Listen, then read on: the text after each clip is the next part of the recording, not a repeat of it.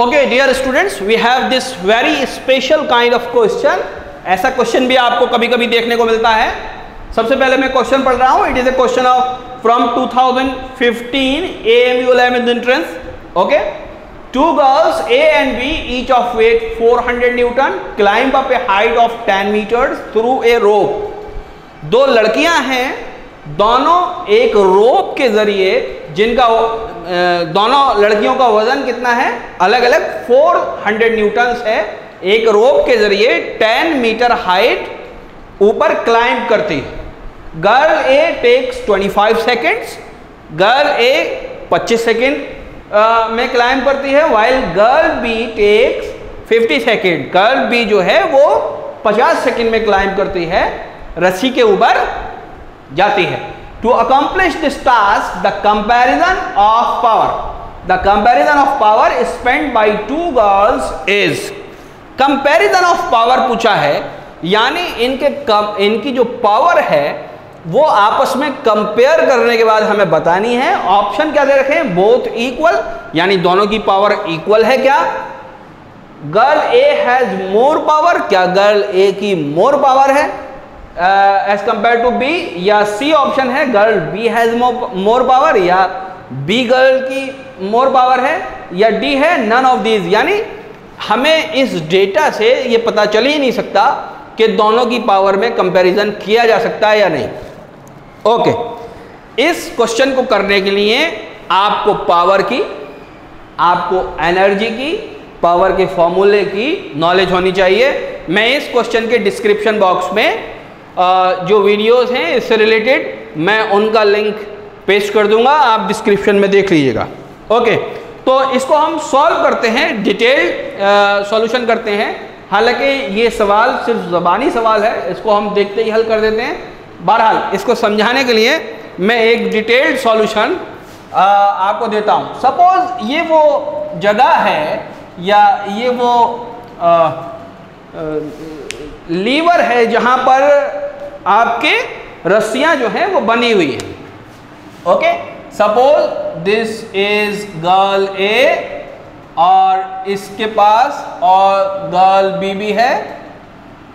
Okay, और जो ropes हैं उनको मैं बना देता हूं। सपोज ये रोप गर्ल ए के लिए है and this rope is for girl B.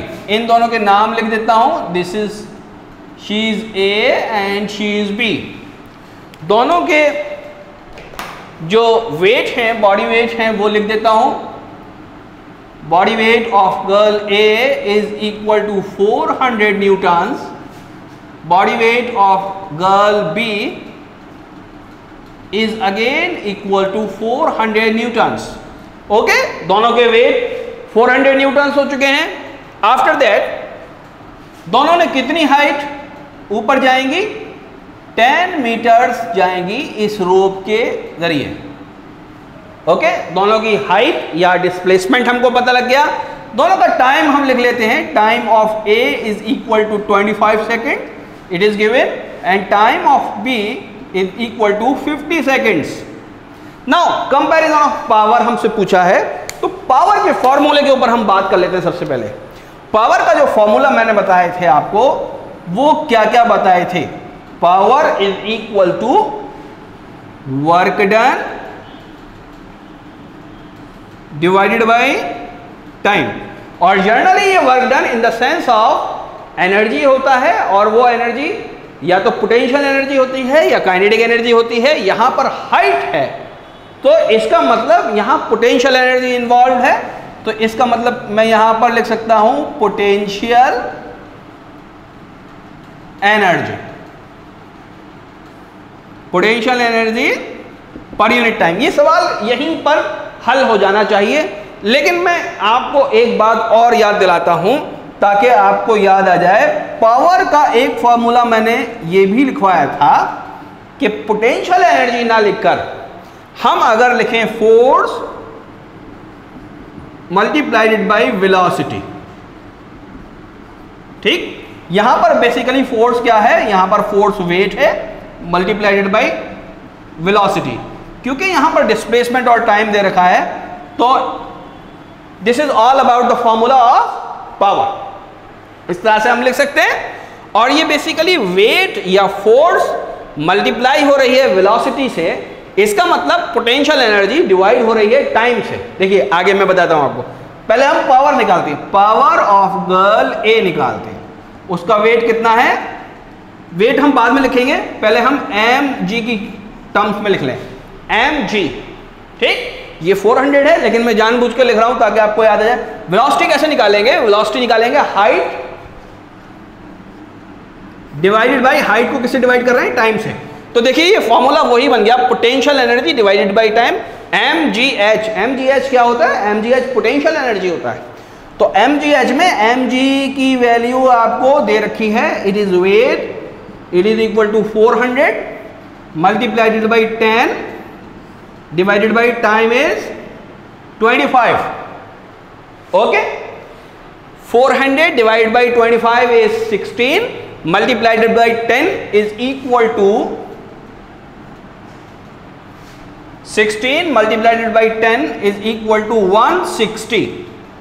Okay, और यूनिट क्या होगी इसकी, वॉट्स होगी। तो गर्ल ए की पावर आ गई 160 वॉट्स। गर्ल बी की पावर निकाल लेते हैं, उसकी पावर भी कैसे निकालेंगे, 400 मल्टीप्लाइड बाई 10, सिर्फ उसका टाइम अलग है 50। बात समझ में आई, ठीक, 50 है, 8 10 80 हो जाएगा, 80 यूनिट आएगी वॉट। किसकी पावर ज्यादा है, गर्ल ए की पावर ज्यादा है। याद रखिए इस फॉर्मूले को हम ज़बानी भी कर सकते थे और ज़बानी ही करना चाहिए। ये तो मैंने आपको एक्सप्लेन किया है सिर्फ ताकि आप अच्छे से समझ सकें प्रॉब्लम को और इससे मिलती जुलती आगे आने वाली प्रॉब्लम्स को कर सकें। देखिए सवाल को टैकल करने का तरीका ये है कि दोनों का वेट बराबर है, दोनों का डिस्प्लेसमेंट बराबर है। इसका मतलब ये हो गया कि दोनों का वर्क डन बराबर है। वर्क डन तो बराबर है लेकिन दोनों अलग अलग टाइम में करती हैं। ओके, एक का टाइम 25 सेकंड है, एक का टाइम 50 सेकंड है। तो पावर किसकी ज्यादा होगी, पावर उसकी ज्यादा होगी जिसका टाइम कम है। और यही देखिए आया भी, जिसका टाइम 25 था उसकी जो पावर आई है 160 आई है, जिसका टाइम 50 था उसकी पावर 80 आई है। तो जिसका टाइम कम होगा सेम वर्क डन में उसकी पावर ज्यादा होगी। तो गर्ल ए की पावर ज्यादा आई है। क्या आंसर मौजूद है, यस आंसर मौजूद है, answer is B, girl A has more power. तो in this way we can solve this question. ज़बानी क्वेश्चन है, इसको पढ़ते ही कर देना चाहिए आप लोगों को। ओके